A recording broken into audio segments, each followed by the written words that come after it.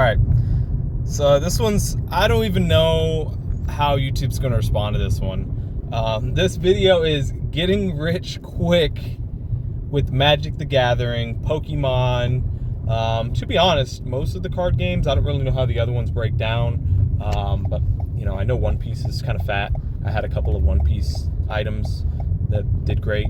But mostly Magic the Gathering and Pokemon. So, here's the idea. You're someone who is involved in the space. You've purchased product before. And you know that there's people who collect, and you know that there's people who make, if you play card games, you know that there's card game shops. And how are these card game shops doing? Well, I can promise you recently they've been doing amazing. These card game shops are living life. They are feeling a nice boon, a nice windfall from everything that just happened in these markets. So, besides the point, what do you need to do to get rich quick with Magic the Gathering and Pokemon? Number one, buy the product and keep it sealed. I think this is probably the hardest part for both of these categories for people. Is one is buying the product, two keeping it sealed. So buying the product, most people don't take the leap. They don't go, right now's a good time, or right now it's cheap, I like this product, let me buy it. Instead, a lot of people think that there's going to be some moment where they see the opportunity. No, you kind of have to go in there. You just have to take the plunge. So what I would recommend is, if there's a product you like, for me, I always like Angel stuff. So one of them was like the Secret Lair Commander Angel deck. And then actually right now it's Innistrad Remastered is one that I'm really looking at. Comparing it to Ravnica Remastered, those collector boxes went from 200 to about 400 now. So Innistrad Remastered is on the same trajectory. It might not do the same, but I bet you it can do close. So first one is buy the product, just buy it. Two is keep it sealed. This is the hard one. So the problem with these is these are collectibles, so the items inside are cool. Everyone knows that. We like what's inside. And on top of that, there's some gambling aspects. So there's always going to be this aching part of you that's like, will I get the big hit?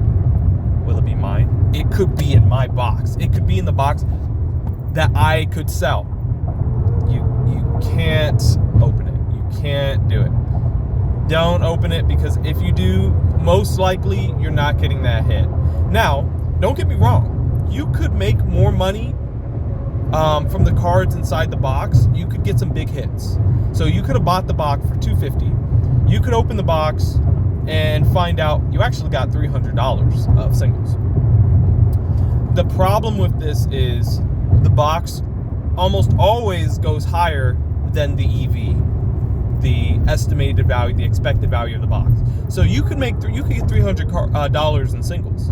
That's nice. The only problem is, if those singles don't continue to rise, and the box continues to rise, then you're screwed. Versus when it's sealed, not only can the singles rise inside the box, but the box itself could just go up in price. A good example of this is stuff like the bundles. So if you look at Bloomburrow, they have the Bloomburrow bundle. The Bloomburrow bundle is not, the 9 packs of Bloomburrow is not worth $70, $60, $80. But the bundle is selling for $80. That's because there's not that many bundles out there. That ties into the box. So here's kind of how you have to look at it. Let's say a booster box of Aether Drift, which is 30 packs. I'm using that one because it's easy. 30 packs. Let's say it's going for $120. That means 10 packs should be $40. And a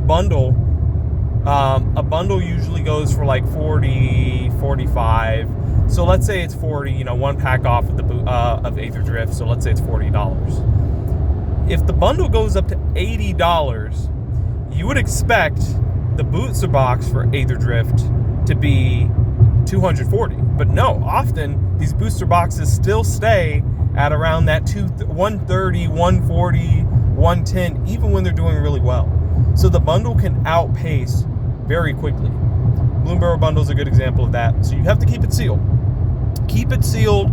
You don't want to see what's inside. You have to treat it as what you're collecting is the sealed item. You're not collecting the cards inside. You're not chasing the items inside. You're collecting the sealed item, and you're cutting the loss on the fact that there is a chance you pull that mythical serialized huge big hit. There was 3, 4, 5 in the button. It's not happening. It's not happening. So we've gotten through the main points. You want to buy the item and keep it sealed. Next step, number 2. You're going to have to list some of your singles online to sell. It doesn't have to be singles that you want. It can just be those little, like, Timmy singles or whatever randomness you get from the pre-release that you don't really care about. Or maybe your friend had some bulk and he just has it on the table and you're like, hey, free bulk. So you take that, or maybe tokens. You want to list your singles online. You want to get an idea of how it is to send an item to someone through an online website. It's easier than you think. This is something you're going to have to just jump into. Make the account, go through the process. I would recommend you set a floor. Don't list your cards for 1 cent, even if they're valued at 1 cent. You have to think about it like this. You don't want to have to do the work for anything under than a certain amount. So my floor is around 20, 25 cents. If I was you, I wouldn't want to have to pull 3 cards for 3 cents. You're not making, think about how much money your time is worth per hour. If you have to pull 10 cards for 1 cent through your entire collection or whatever you have sold, and that's 1 cent each, even if it's 1 cent cards, what I'm going to do is I'm going to go through and buy all your 1 cent cards and relist them for 25 cents. There are people who do that. So don't list for 1 cent, because people will buy them all. They'll buy them all, and then you're sitting there trying to look. Not only did you have to spend time to list it and pull it, and you have to spend some effort shipping it, but now this guy is just going to profit off you. He just takes everything. He buys it all. You have to look through for 100 cards, 200 cards, or whatever it was for 1 cent. You made $1. You made $2 having to find 200 different singles. You bought all your 1 cent cards, and you don't have the same card. It's not just one card, so you have to look through different singles. So it's not worth it under a floor. But yes, what I will say is you want to get used to it. All you have to do, you got your envelope, you have some sleeves. If it's a singles that's maybe like $1 or $2, to be honest, and a lot of people might disagree, but you can just get that card, put it in a sleeve, tape it to the envelope, and ship it off. Yes, no top loader, no shipping shield, none of those fancy plastics, no cardboard behind it. Just, well, what I do is I have I sometimes have the packing slip. So if I have one card that's 25 cents, I don't really want to spend, I don't want to double, triple down on protection on this thing. So I just ship the card. I just put it right in there. I have my printout for the packing slip. I have my sleeve. I tape it to the packing slip with some painter's tape. Yes, use painter's tape if you're going to use any tape for any of this, because this is the worst thing ever, to receive a card in a top loader and someone uses any tape other than painter's tape. It ruins the top loader. Don't do that. You want people to come back and give you good reviews. So all you need is some envelopes, any size, cheaper the better. Printer, if you have printer access. If you don't, you can still, you can write it down, but it's not preferable. Recently, I've been printing out my address label on the envelope. It'll be like, here's the envelope, and I print it out right here. Maybe, hopefully that shows properly. I print it out and put it right here. And then what I will do is when I print out the packing slip, I cut out their address, so it's kind of 2 birds with 1 stone. I can include that. It's a little bit of protection for the cards inside, and it kind of makes it a little smoother. And then I cut out and tape their name right here so that you can get it shipped, and then I put a stamp. And my shipping cost, I usually charge like $1.50 for shipping. So TCG Player is going to take a little cut from that, but they're not going to take past a certain floor. So just by shipping that, you will be making money just by shipping nothing in an envelope, but you don't want to just be making 30 cents per an order if you have to fish out the cards. So that's number 2. You want to go through and actually ship some cards on your own. Go through this process, get a feel for it, get an idea for the muscle. Everything I said should not have been confusing for you if you've gone through this process.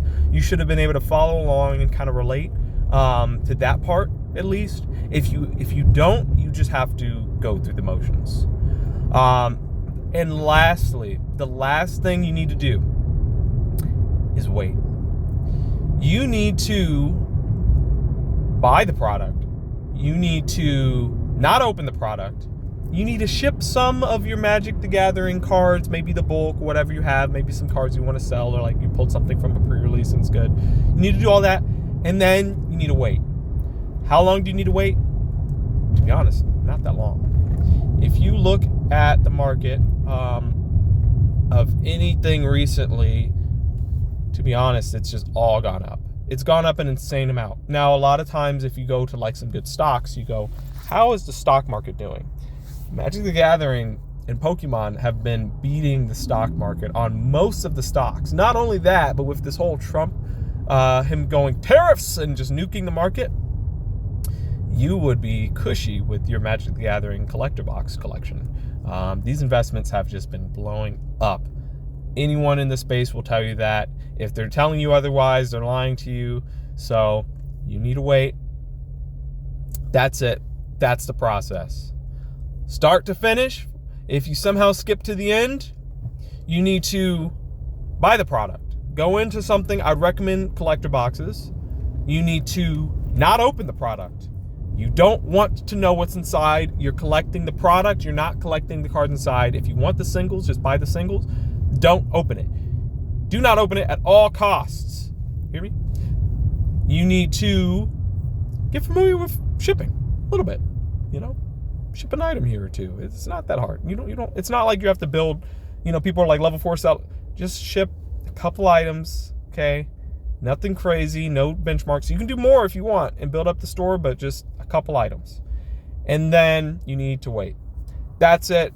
That's how you get rich with Pokemon or Magic the Gathering fast. If you had done this last year, you'd be like 3x. If you had done this 2 years ago, same, maybe 3, 4, 5, it depends on what you bought, to be honest. But that's it. Let's pray for the moon, and I'll see you later. Woo!